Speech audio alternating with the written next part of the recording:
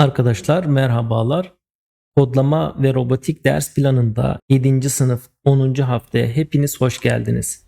Sevgili Maker, bu haftanın kazanım konuları Python ile projeler oluşturacağız. Şifre oluşturucu, metindeki kelime sayısı gibi projeleri bu hafta yapıyor olacağız. Python kodlama komutlarını kullanarak siz de bu projeleri bir bir yapıyor olacaksınız. Şimdi sizin için sunuyu açalım. Bu projeleri isterseniz arkadaşlar buradaki EduBlocks size vermiş olduğum EduBlocks linkinden Create Project olarak yapabilirsiniz.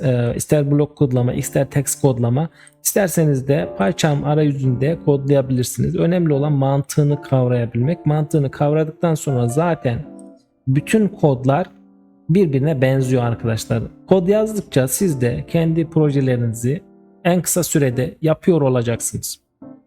Proje 4'te şifre oluşturucu yapacağız. Kullanıcıdan uzunluk ve seviye değerleri alınıyor. Seçilecek karakterlere seviye 1'de harfler, 2'de sayılar ve 3'te özel karakterler ekleniyor. Sonra bu karakterler içinden belirlenen uzunluk kadarı rastgele alınıp döndürülüyor. Burada arkadaşlar rastgele modülü import random şeklinde Python içerisine import ediyoruz. String ise burada karakter modülü. Definition fonksiyondur. Yani definition dediğimiz şey biz şuradaki görmüş olduğunuz satır satır kodları tek bir koda indirgemek için fonksiyon yazarız.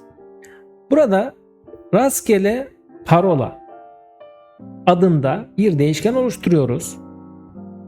Ve bu değişkenin içerisine arkadaşlar buradaki length birinci özelliği uzunluk, 2 level seviye arkadaşlar ve output buradaki çıktı dizi olacak şekilde bir çıktı arkadaşlar.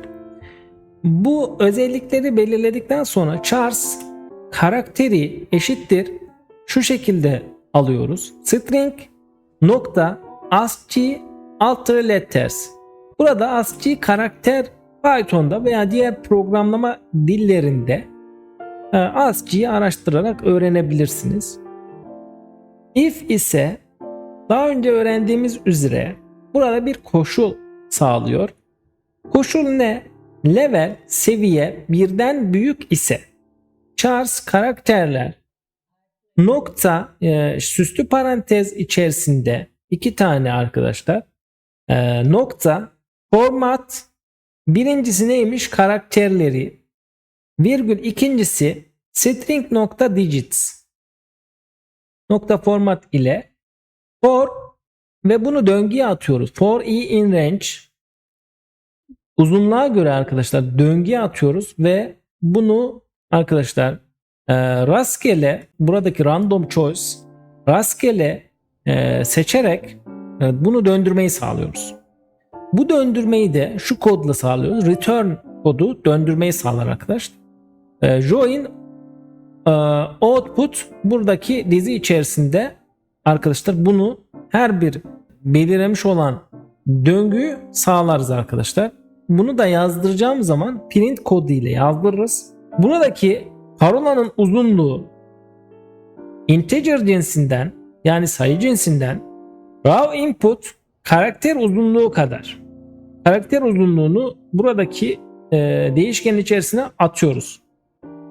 Level seviye ise zorluk seviyesini arkadaşlar bu değişkenin içerisine atıyoruz. Daha sonra parolamız generate password yani şuradaki fonksiyon içerisinden uzunluğa ve seviyeye göre belirleniyor.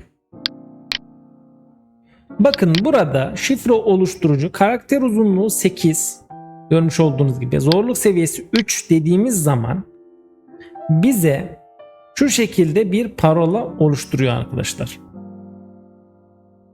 İkinci bir projemiz metindeki kelime sayısı. Girilen metin boşluklardan parçalanıyor ve her parçanın tamamen noktalama işaretlerinden oluşup oluşmadığı kontrol ediliyor. Uygun kelimeler sayılıp sonuç ekrana yazdırılıyor. Burada kullandığımız aynı şekilde import string modülünü kullanacağız. Kelimelerle alakalı arkadaşlar her zaman bu modülü kullanıyor olacağız. Definition fonksiyon is word, buradaki ismi text cinsinden döngüye char in text, yani bu text'in her bir karakterini al. If not değil ise bu karakterler string arkadaşlar özel karakterden oluşmuyor ise true döndür, doğru döndür, değilse false döndür. Yani arkadaşlar metindeki her bir noktalama işareti özel karakterle ne yapıyoruz? Ayırıyoruz. İkinci bir fonksiyonumuz kelimenin içerisinde bulunan değer, value arkadaşlar. Buradaki split ayırma kodu arkadaşlar. Split'i neye göre? Şuradaki boşluğa göre. Bakın şuradaki boşluğa göre. Yani mesela ben örnek vermem gerekirse şu kelimeyi girdiğim zaman şuradaki boşluğu ne yapıyor? Buradan parçalıyor arkadaşlar. Buradaki boşluklardan bu kelimeleri parçalıyoruz.